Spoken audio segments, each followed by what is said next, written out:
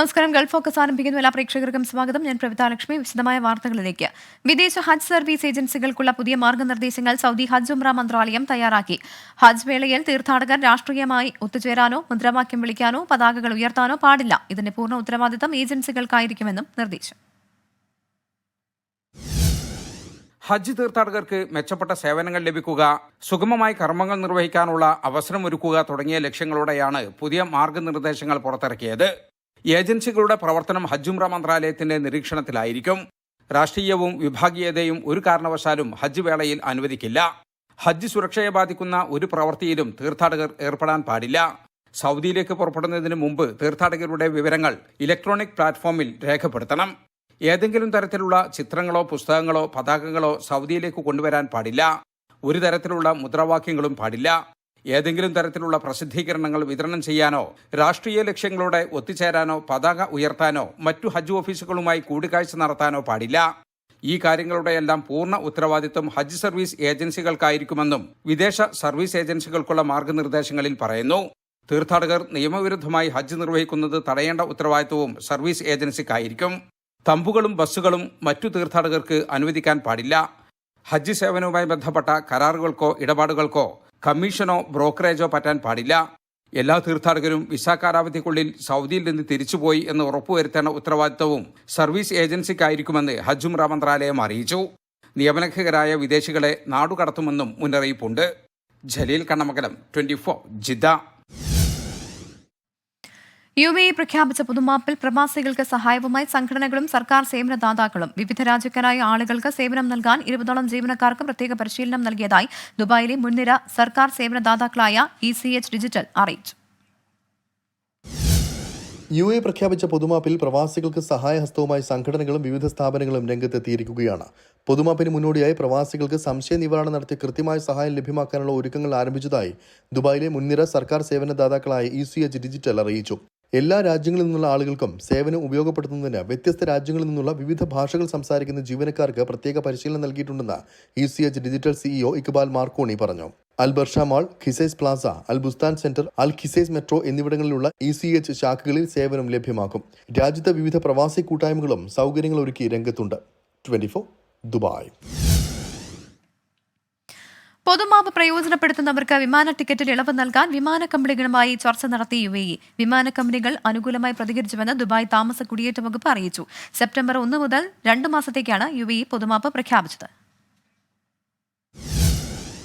രാജ്യം പ്രഖ്യാപിച്ച പൊതുമാപ്പ് നടപ്പാക്കാൻ പൂർണ്ണ സജ്ജമാണെന്ന് ദുബായിലെ general directorate of residency and foreigners affairs അറിയിച്ചു. ഇളവ് പൊതുജനങ്ങൾ പരമാവധി ഉപയോഗപ്പെടുത്തണമെന്ന് GDRFA director general lieutenant general Mohammed Ahmed Al Marri പറഞ്ഞു. പൊതുമാപ്പ് ഉപയോക്താക്കൾക്ക് സേവനങ്ങൾക്കായി ദുബായിലെ 86 അമർ സെന്ററുകളെയും അൽ അവീറിലുള്ള GDRFയുടെ പൊതുമാപ്പ് കേന്ദ്രത്തെയും സമീപിക്കാമെന്ന് GDRFയുടെ നിയമലംഘകരായ വിദേശികളുടെ ഫോളോ അപ്പ് വിഭാഗം അസിസ്റ്റന്റ് ഡയറക്ടർ മേജർ ജനറൽ സല അൽ ഖംസി പറഞ്ഞു. രാജ്യത്ത് തുടരാൻ ആഗ്രഹിക്കുന്നവർക്കുള്ള എല്ലാ സേവനങ്ങളും അമർ സെന്ററുകൾ കൈകാര്യം ചെയ്യുമെന്നും അദ്ദേഹം കൂട്ടിച്ചേർത്തു. മറ്റു എമിറേറ്റുകളിൽ ഉള്ളവർ അതാത് ICP സെന്ററുകളെ സമീപിക്കണം. അതിനിടെ പൊതുമാപ്പ് ഉപയോഗപ്പെടുത്തുന്നവർക്ക് വിമാന ടിക്കറ്റ് നിരക്കിൽ ഇളവ് നൽകുമെന്നും അധികൃതർ വ്യക്തമാക്കി. ഇത് സംബന്ധിച്ച് എമിറേറ്റ്സ്, എത്തിഹാദ്, എയർ അറേബ്യ തുടങ്ങിയ വിമാന കമ്പനികളുമായി ചർച്ച നടത്തിയിട്ടുണ്ടെന്ന് ദുബായ് താമസ കുടിയേറ്റ വകുപ്പ് deputy director general major general ഒബൈദ് Muhair അറിയിച്ചു. വിമാന കമ്പനികൾ അനുകൂലമായാണ് പ്രതികരിച്ചതെന്നും അദ്ദേഹം വ്യക്തമാക്കി. നാട്ടിലേക്കുള്ള മടക്കയാത്രയ്ക്ക് ടിക്കറ്റ് എടുക്കാൻ സാമ്പത്തിക ബുദ്ധിമുട്ട് അനുഭവിക്കുന്നവർക്കാണ് പരിഗണന. സെപ്റ്റംബർ 1 മുതൽ 2 മാസത്തെ ഗ്രേസ് പീരീഡാണ് രാജ്യത്ത് അനധികൃതമായി തങ്ങുന്നവർക്ക് പിഴ കൂടാതെ രാജ്യം വിടാനും താമസം നിയമാനുസൃതമാക്കാനും UAE അനുവദിച്ചിരിക്കുന്നത്. 24 ദുബായ്. ഒമാനിൽ ചുഴലിക്കാറ്റ് മുന്നറിയിപ്പ്. ഗുജറാത്ത് തീരത്തിന് മുകളിലായി രൂപപ്പെട്ട ന്യൂനമർദ്ദം വടക്കുകിഴക്കൻ അറബിക്കടലിൽ പടിഞ്ഞാറോട്ട് നീങ്ങി അസ്ന ചുഴലിക്കാറ്റായി മാറിയെന്ന് ഒമാൻ സിവിൽ ഏവിയേഷൻ അതോറിറ്റി സ്ഥിരീകരിച്ചു. സെപ്റ്റംബർ 1-2 തീയതികളിൽ ഒമാന്റെ തീരങ്ങളിൽ കടൽ പ്രക്ഷുബ്ധമാകുമെന്നും അതിനാൽ കടലിൽ പോകുന്നത് ഒഴിവാക്കണമെന്നും മുന്നറിയിപ്പ്. ജിദ്ദ എക്സ്പാട്രിയേറ്റ് മീഡിയ ഫോറം വിദ്യാഭ്യാസ പുരസ്കാരങ്ങൾ വിതരണം ചെയ്തു. ഫോറം അംഗങ്ങളുടെ കുടുംബത്തിലെ SSLC, +2 പരീക്ഷാ വിജയികൾക്കാണ് പുരസ്കാരം നൽകിയത്. കൊണ്ടോട്ടി പ്രസ് ഫോറം ഹാളിൽ നടന്ന പരിപാടി കൊണ്ടോട്ടി മുനിസിപ്പൽ ചെയർപേഴ്സൺ നിദ സഹിർ ഉദ്ഘാടനം ചെയ്തു. ഷരീഫ് സാഗർ, കബീർ കൊണ്ടോട്ടി, മുസ്തഫ പെരുവള്ളൂർ, ജിഹാദുദ്ദീൻ, P. ഷംസുദ്ദീൻ എന്നിവർ സംസാരിച്ചു. ജിദ്ദയിൽ കണ്ണമംഗലം പ്രവാസി കൂട്ടായ്മ പ്രവർത്തക സംഗമം സംഘടിപ്പിച്ചു. പ്രവാസി ജീവിതം അവസാനിപ്പിച്ച് നാട്ടിലേക്ക് മടങ്ങുന്ന കൊയ്സൻ മുസ്തഫയ്ക്ക് യാത്രയയപ്പ് നൽകി. കൂട്ടായ്മയുടെ ഈന്തപ്പുഴ ചാലഞ്ചിന് തുടക്കമായി ആലുങ്ങൽ ചെറിയ മുഹമ്മദ് പദ്ധതി പ്രഖ്യാപിച്ചു. കൊയ്സൻ ബീരാൻകുട്ടിയുടെ അധ്യക്ഷതയിൽ നടന്ന പരിപാടിയിൽ അഷ്റഫ് ചുക്കൻ, സിദ്ദിഖ് പുള്ളാട്ട്, സമദ് ചോലയ്ക്കൽ, സലാഹുദ്ദീൻ, ഷിഹാബ് പുളിക്കൽ, സലാം, അസീസ് തുടങ്ങിയവർ സംസാരിച്ചു. പ്രമുഖ ഗായകർ അണിനിരന്ന സംഗീത വിരുന്നും ഉണ്ടായിരുന്നു. Kerala expat football association UAE സംഘടിപ്പിക്കുന്ന KEFA champions league KCL season 4 September 15-ന് ആരംഭിക്കും. UAEയിലെ വിവിധ എമിറേറ്റുകളിൽ നിന്നുള്ള 27 ടീമുകളെ ദുബായ്, അബുദാബി എന്നീ 2 മേഖലകളിലാക്കി തിരിച്ചാണ് മത്സരങ്ങൾ നടക്കുക. നവംബർ അവസാന വാരമായിരിക്കും ഫൈനൽ. ഇതോടൊപ്പം നടക്കുന്ന കെഫ മാസ്റ്റേഴ്സ് ലീഗിൽ 8 ടീമുകൾ പങ്കെടുക്കും. മലബാർ സമരത്തെക്കുറിച്ച് ചരിത്രകാരനും ഗവേഷകനുമായ ഡോക്ടർ അബ്ബാസ് പനക്കൽ രചിച്ച മുസ്ലിയാർ കിങ് എന്ന പുസ്തകം വായനക്കാരിലേക്ക്. അമേരിക്ക, UK, ഓസ്ട്രേലിയ, ഇന്ത്യ എന്നിവിടങ്ങളിലാണ് പുസ്തകം പുറത്തിറക്കുന്നത്. ആലി മുസ്ലിയാരെ ബ്രിട്ടീഷുകാർ അറസ്റ്റ് ചെയ്തത് ഓഗസ്റ്റ് 30-നായതുകൊണ്ടാണ് പുസ്തക പ്രകാശനത്തിന് ഈ ദിവസം തിരഞ്ഞെടുത്തത് എന്ന് പ്രവാസി കൂടിയായ ഡോക്ടർ അബ്ബാസ് പനക്കൽ പറഞ്ഞു. പാർട്ടി മുകേഷിന്റെ വഴിയെ.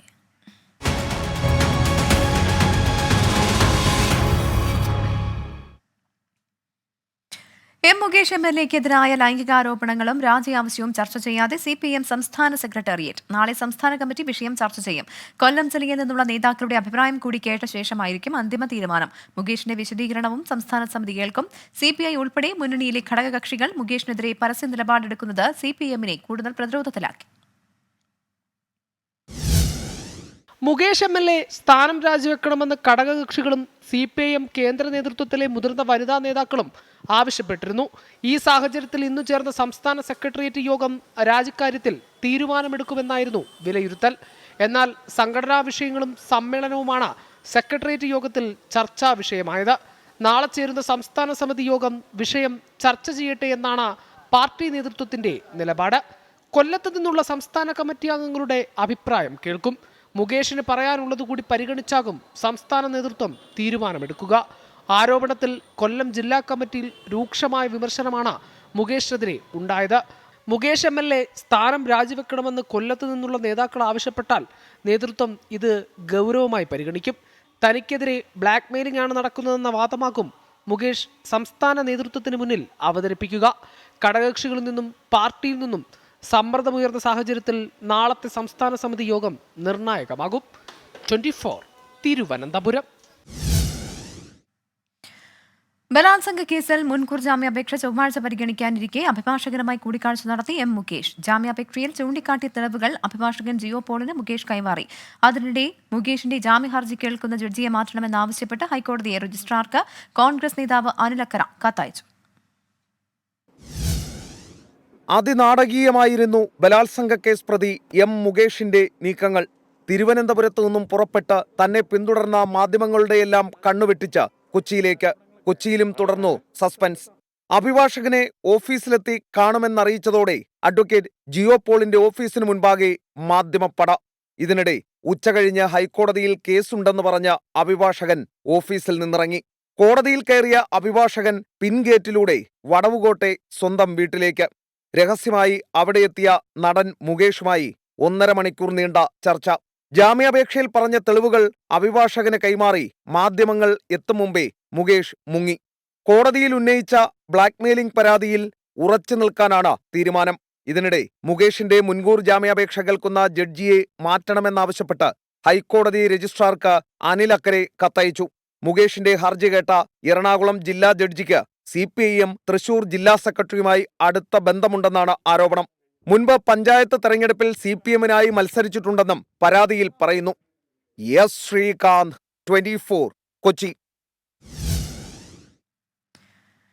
മുകേഷ് നിയമസഭാ അംഗത്വം രാജിവെക്കണമെന്നാവശ്യപ്പെട്ട് രാവും പകലും പ്രതിഷേധം. മഹിളാ കോൺഗ്രസ് സെക്രട്ടേറിയറ്റിലേക്ക് നടത്തിയ മാർച്ചിൽ സംഘർഷമുണ്ടായി. യൂത്ത് കോൺഗ്രസ് രാത്രി ക്ലിഫ് ഹൌസിലേക്ക് നടത്തിയ മാർച്ചിൽ 2 തവണ ജലപീരങ്കി പ്രയോഗിച്ചു.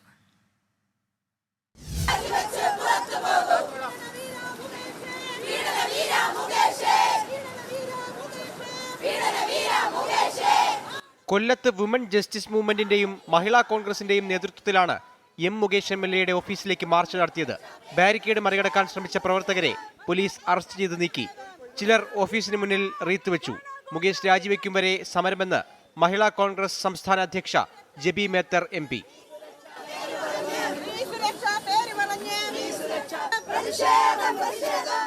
മഹിളാ കോൺഗ്രസ് തിരുവനന്തപുരം ജില്ലാ കമ്മിറ്റിയുടെ നേതൃത്വത്തിലായിരുന്നു സെക്രട്ടേറിയറ്റ് മാർച്ച്. പോലീസ് തടഞ്ഞതോടെ സംഘർഷം. 3 തവണ ജലപീരങ്കി പ്രയോഗിച്ചു.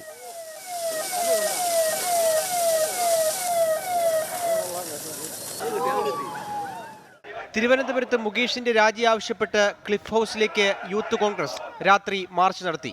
പ്രവർത്തകർ ബാരിക്കേഡ് തകർക്കാൻ ശ്രമിച്ചതോടെ പോലീസ് 2 തവണ ജലപീരങ്കി പ്രയോഗിച്ചു.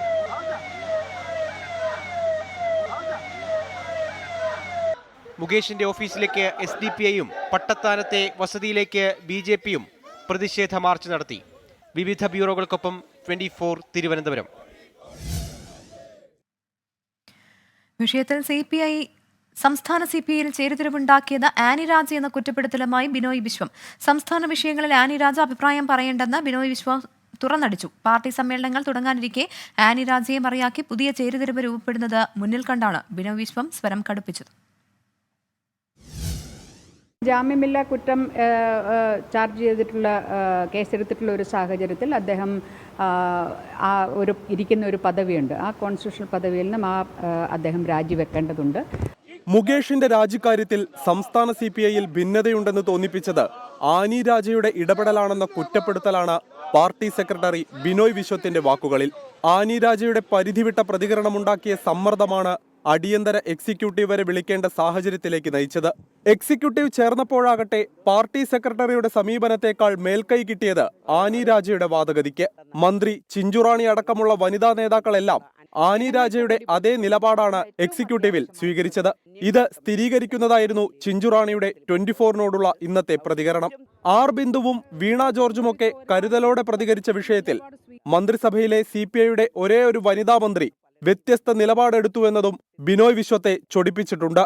ആനി രാജ NFIW നേതാവാണ്. അതൊരു പാർട്ടിയുടെ ദേശീയ സെക്രട്ടേറിയറ്റ് അംഗമാണ്.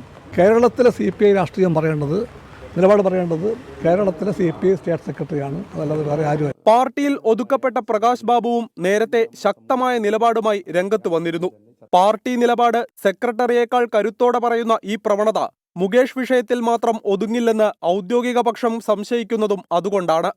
കേരളത്തിലെ പാർട്ടിയുടെ ശാക്തിക ചേരിയിൽ ആനി രാജ എന്ന കരുവിനെ ഉപയോഗിച്ച് കളിക്കാൻ ആരും മുതിരേണ്ടെന്ന് കർക്കശമായി ബിനോയ് വിശ്വം ഇന്ന് തുറന്നടിച്ചത് വരാനിരിക്കുന്ന പാർട്ടി സമ്മേളനം കൂടി മുന്നിൽ കണ്ടാണ്. News desk 24. നടന്മാർക്കെതിരായ ലൈംഗിക ചൂഷണ പരാതികളിൽ അന്വേഷണം ഊർജിതമാക്കി പ്രത്യേക സംഘം കോഴിക്കോടും കൊച്ചിയിലും എത്തി പരാതിക്കാരുടെ മൊഴിയെടുത്തു. യുവനടിയുടെ പീഡന പരാതിയിൽ പരാതിയുടെയും FIRന്റെയും പകർപ്പ് സിദ്ദിഖിന് നൽകാൻ കോടതി നിർദ്ദേശിച്ചു. നടൻ ജയസൂര്യക്കെതിരായ 2ാമത്തെ കേസ് തൊടുപുഴ പോലീസിന് കൈമാറി. മുകേഷ് ഉൾപ്പെടെയുള്ള നടന്മാർക്കെതിരായ ലൈംഗിക പീഡന കേസുകളുടെ ചുമതല പ്രത്യേക അന്വേഷണ സംഘം ഏറ്റെടുത്തു. ഓരോ കേസിനും DYSPമാരുടെ നേതൃത്വത്തിൽ പ്രത്യേക സംഘമുണ്ട്.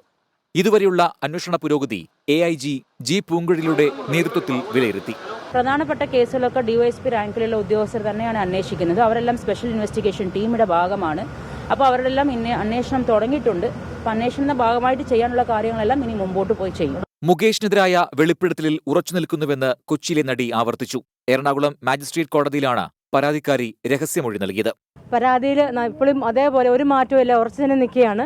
രഹസ്യമൊഴിയിൽ എല്ലാ തെളിവുകളോടും കൂടി സത്യസന്ധമായിട്ട് ദൈവസത്യവും ഇട്ടിട്ടാണ് ഞാൻ ജഡ്ജിനോട് എല്ലാ കാര്യങ്ങളും തുറന്നു പറഞ്ഞിട്ടുണ്ട്. സംവിധായകൻ രഞ്ജിത്ത്, നടന്മാരായ ഇടവേള ബാബു, സുധീഷ് എന്നിവർക്കെതിരെ പരാതി നൽകിയവരിൽ നിന്ന് അന്വേഷണ സംഘം മൊഴിയെടുത്തു.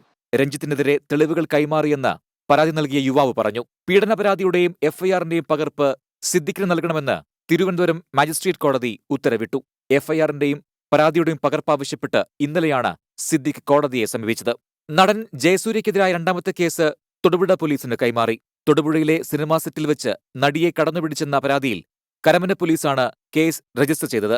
ലോയേഴ്സ് കോൺഗ്രസ് മുൻ സംസ്ഥാന അധ്യക്ഷൻ VS ചന്ദ്രശേഖരന്റെ അറസ്റ്റ് എറണാകുളം സെഷൻസ് കോടതി തിങ്കളാഴ്ച വരെ തടഞ്ഞു. 24 കൊച്ചി. സിനിമയിലെ സാങ്കേതിക പ്രവർത്തകരുടെ സംഘടനയായ ഫെഫ്കയിൽ നിന്ന് സംവിധായകൻ ആഷിഖ് കപൂർ രാജിവെച്ചു. ഹേമ കമ്മിറ്റി റിപ്പോർട്ട് പുറത്തുവന്നതിന് പിന്നാലെയുള്ള സംഘടനയുടെ മൗനത്തെ വിമർശിച്ചാണ് രാജി. കാപട്യം നിറഞ്ഞവരാണ് ഫെഫ്കയുടെ നേതൃത്വത്തിലുള്ളതെന്ന് ആഷിഖ് കപൂർ രാജിക്കത്തിൽ വിമർശിച്ചു. അഭിനേതാക്കളുടെ സംഘടനയായ അമ്മയ്ക്ക് പിന്നാലെ ഫെഫ്കയിലും പൊട്ടിത്തെറി.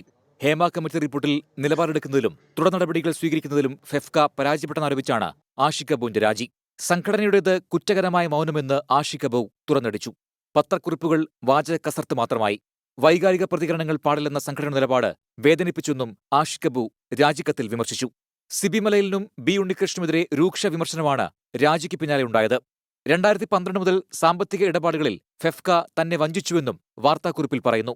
സാമൂഹിക ഉത്തരവാദിത്തം നടപ്പാക്കുന്നതിൽ പരാജയപ്പെട്ട സംഘടനയിൽ നിന്നും പ്രാഥമിക അംഗത്വം ഉൾപ്പെടെ രാജിവെക്കുന്നുവെന്ന് പരസ്യമായി പറഞ്ഞാണ് ആഷിഖ് അബുവിന്റെ ഇറങ്ങിപ്പോക്ക്. 24 കൊച്ചി.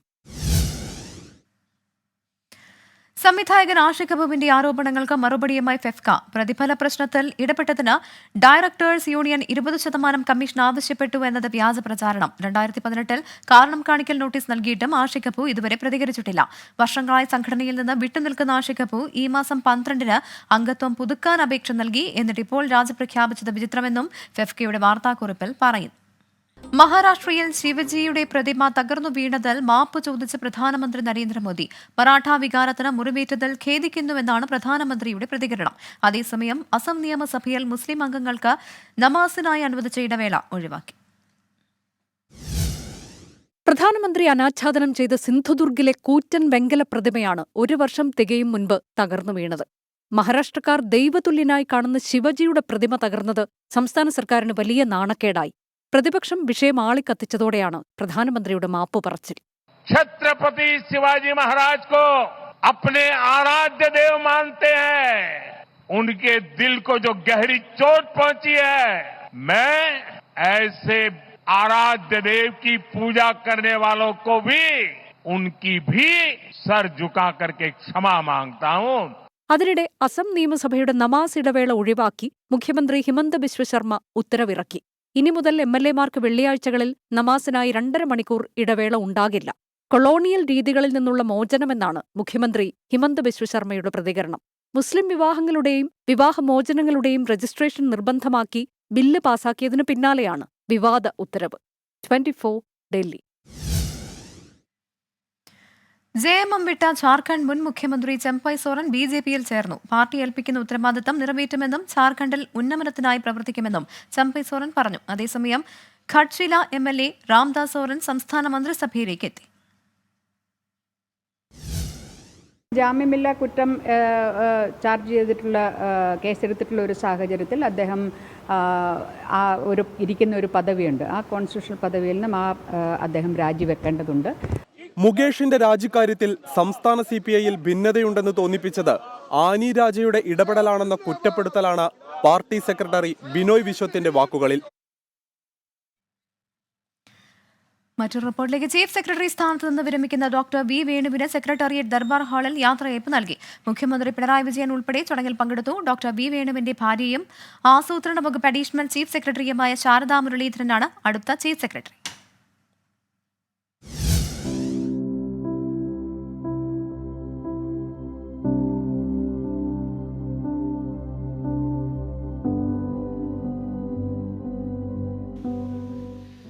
മുണ്ടെടുത്ത് സദാ പുഞ്ചിരിച്ച് നടക്കുന്ന മലയാളത്തിലൊപ്പിടുന്ന തികച്ചും സാധാരണക്കാരനായ doctor V Venu chief secretary സ്ഥാനത്ത് നിന്ന് പടിയിറങ്ങി.